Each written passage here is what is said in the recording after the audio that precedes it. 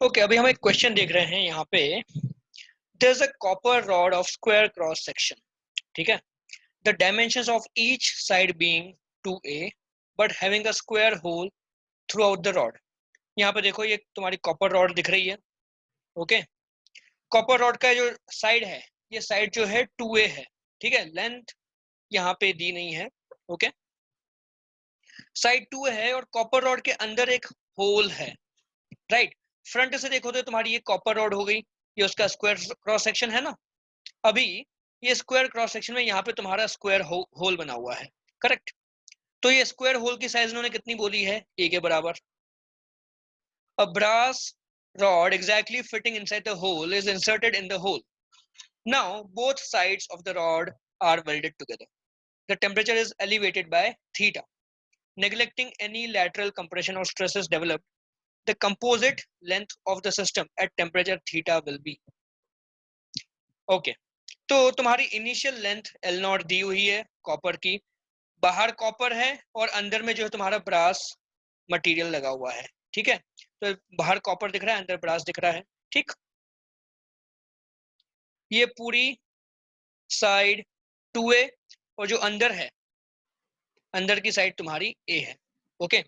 अभी कॉपर और ब्रास दोनों का कोफिशिएंट ऑफ थर्मल एक्सपांशन अलग अलग होता है। Right. So because of different coefficient of thermal expansion, if left free, they both of them will have different length, different elongation. So here you can see 4 options. We have to check which option is correct. So you could answer the options yourself. Okay. If you can try it, you can pause the video now and try to solve it yourself. Okay. All right, let's continue. Let's see how to solve this question. So let's look at them separately. So this is my copper. Okay. If I look from the front side, then the copper, what is the cross section of the copper? So area of copper will be how much? Area of copper will be this total area minus the area of the hole. Correct. So total area will be what? It's a square of side 2a. So total area will be 4a square minus what is the area of the hole? Area of the hole will be a square because side of the hole will be a. So this is equal to 3a square. Okay. Now change in length of the copper if left free.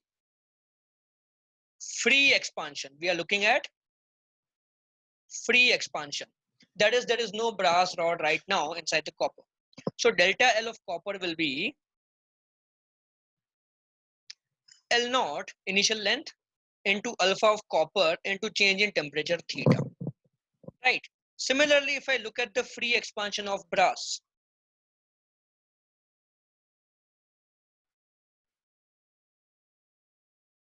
okay. So for case of brass, delta L of brass will be how much? Initial length L naught multiplied by alpha of brass multiplied by change in temperature theta. Correct. What is the area in case of brass? So area of the brass rod will be a square. Okay. This is your brass rod. Its area will be simply a square. All right. Okay. So now let's see. So let's draw one by one. Suppose this is my original length.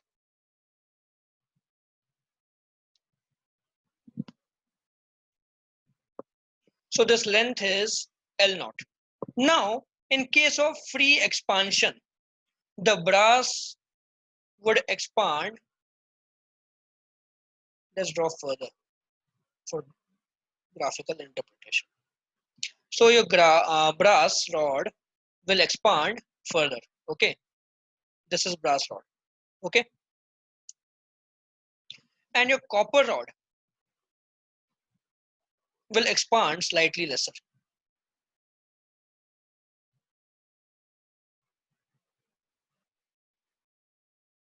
Okay. This is copper. Right. These two are the cases of free expansion. When you take individually copper rod or brass rod, their expansion will be like this. But when you take the composite, then the composite will have expansion somewhere in between. Okay.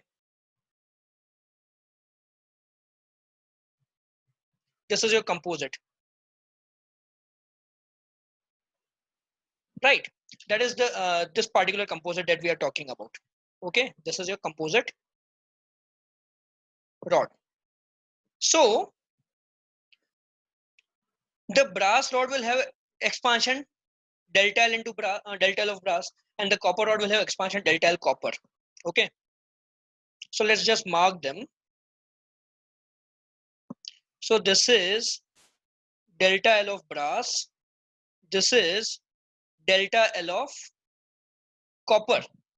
And this is what? This is the net delta L of the composite rod. Okay. So if you observe something, the copper is being stretched to because its length is being elongated. Okay.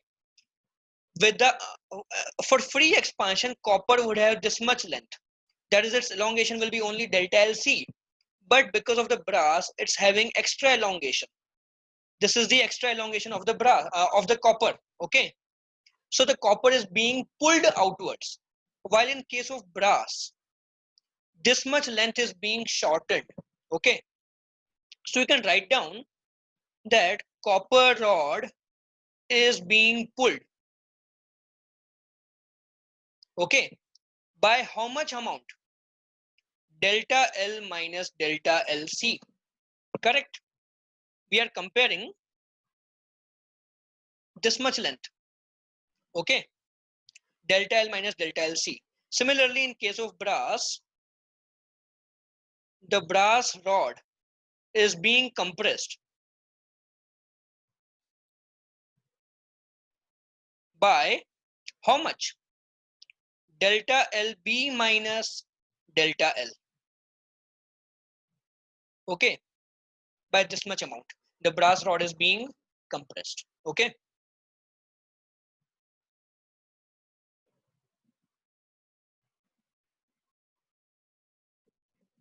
Therefore, in case of copper rod, we will have tension. Let's draw the copper rod again. So the copper rod is being pulled outwards with tension T. And tension T will be how much? Young's modulus of copper multiplied by area of copper into change in length is how much? Delta L minus delta LC divided by original length, we take roughly L naught. Okay. This is the tension created in copper. But when you talk about the brass rod, so the brass rod is being compressed. Okay. By the same amount of tension. Okay. So first of all, this tension is being applied on the copper rod by brass rod, and this compression is being applied on brass rod by copper. So they are applying action reaction force on each other. Okay. You could write this over here. They are action reaction. So anyways, that part is not so much important. So in case of the brass rod, since it's a compression, so we could write down Y of brass into area of brass into delta LB minus delta L upon L naught. Okay. The brass rod is being compressed by this much amount. So this is the tension in the brass, compression in the brass rod. Okay. Since both these tension are action reaction, they will be equal to each other. They are action reaction. So this tension is equal to this compression in magnitude. So just equate them and you can find your answer. So let's equate them now. So Y C A C delta L minus delta LC upon L naught equal to YB AB delta LB minus delta L upon L naught. we have to find delta L. So let's take delta L on single side. So YC AC by L naught delta L plus YB AB by L naught delta L equal to YA, sorry, YB AB by L naught delta LB plus YC AC by L naught delta LC. Okay, now in this formula you just need to put the values one by one. So first of all, you can see that L naught will get cancelled out from the denominator. So let's just remove it to make our equation easier. So L naught is gone. Okay, now let's see, we have to write the values of delta LB and delta LC and the areas obviously. So delta LB is how much? Delta L of brass is how much? L naught into alpha brass into theta, and delta L copper is L naught into alpha copper into theta. Okay, so let's rewrite this equation. Delta L I take common, YC AC. What is AC equal to? Area of copper rod will be 3A square.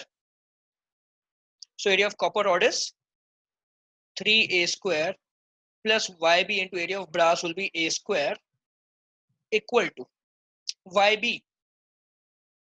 AB is A square, delta L will be L naught alpha brass theta plus YC AC is 3A square, delta LC is L naught alpha copper into theta.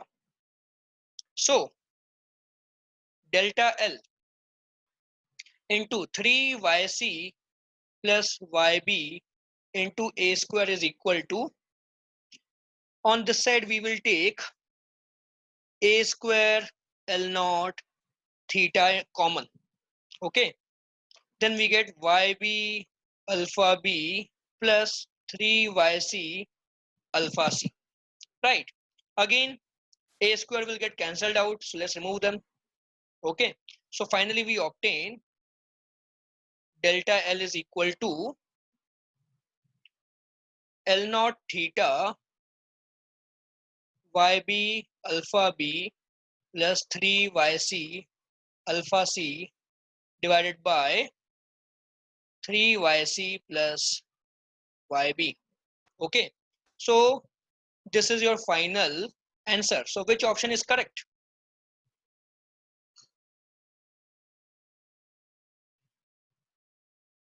Oh yeah, sorry. They are asking the composite length of the system, they are asking, right? Okay. So this is your delta L. So the final length will be how much? Final length will be L naught plus delta L. So we get this to be equal to, we take L naught common, 1 plus theta times YB alpha B plus 3YC alpha C upon YB plus 3YC. Okay, now let's check the option. So this is your final length. Okay, so your correct option will be option D. Okay.